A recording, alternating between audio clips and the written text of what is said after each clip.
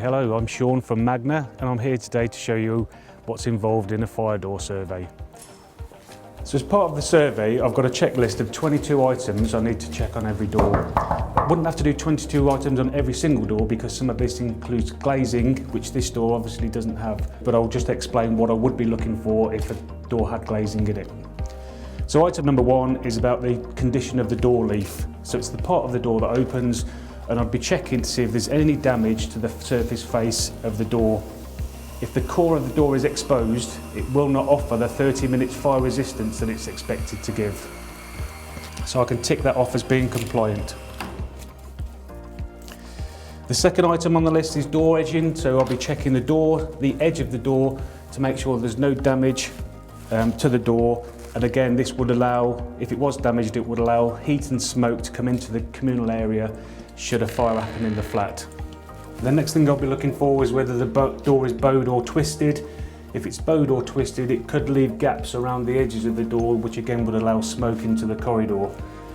This door isn't fitting into the frame correctly, so I'll mark that as a non-compliant door.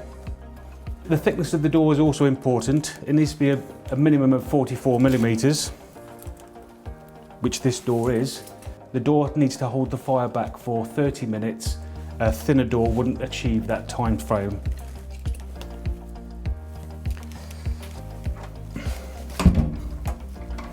The next check is around door gaps. Again, the gaps around the door could allow smoke or heat into the corridor. So I'm just checking to make sure that the gaps around the door are not excessive, which will allow this smoke to go through. As with the door leaf, I'm checking to make sure that the frame is in good condition. If the frame was damaged, again, heat and smoke can come into the common areas. This one looks okay. It also has to be a minimum thickness, so I'll be taking measurements of the door frame.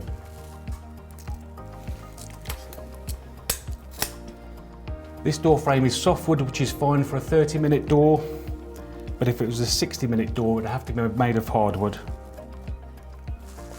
Also check in to make sure that it's securely fitted into the wall and the door won't fall out.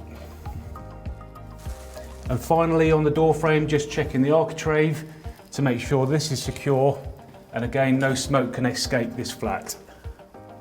The next stage is to look at the seals.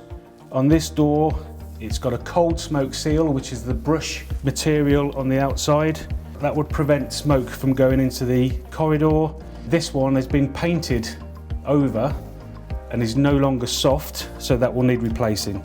Behind that is an intumescent material which will expand as the fire intensifies and seal the door to the door frame.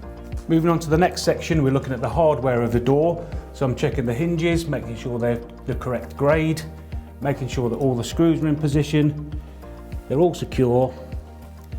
We've got a closing device here, and I need to make sure that the door closes to latch. So if you're in your flat and you escape, the door doesn't stay open, allowing that smoke and fire to again enter the corridor. So I'll just check to see if the closer's working. There's two other pieces of hardware I would have to check. First of all, the handle and the latch to make sure that they close and hold the door securely in place, which they do here. And some doors may have a hold open device which keeps the door open during normal operation, but should there be a fire, it allows the door to close and to seal the gap between the flat and the common area. This door doesn't have a hold open device, so I don't need to consider it as part of my assessment today. You'll normally find fire doors on flat entrance doors and in common areas, but you may find them in other locations too. It's unusual to find a fire door on a single private house, but this could be the case. What we're also asking is you don't make any alterations to the door, such as screws for Christmas decorations, putting in cat flaps, letterboxes, and similar items like that. If you want to paint the door, you need to ask permission for it, as we need to make sure that the products you're using are safe all the time, and the doors must close to latch. This door has a self-closer on there, so please don't adjust the self-closer. It needs to close to latch every time, as this door does, to stop any products of combustion going into the hallway. If you have any repairs that need doing or any damage to your door, please report this to us as soon as possible so we can get a trained professional to come out to survey and fix any problems on your door. There are some other elements on the fire door survey that isn't applicable to the door that we've just looked at, including glazing and signage, but that may be, depending on your door, it may be included in a survey that will come and see you.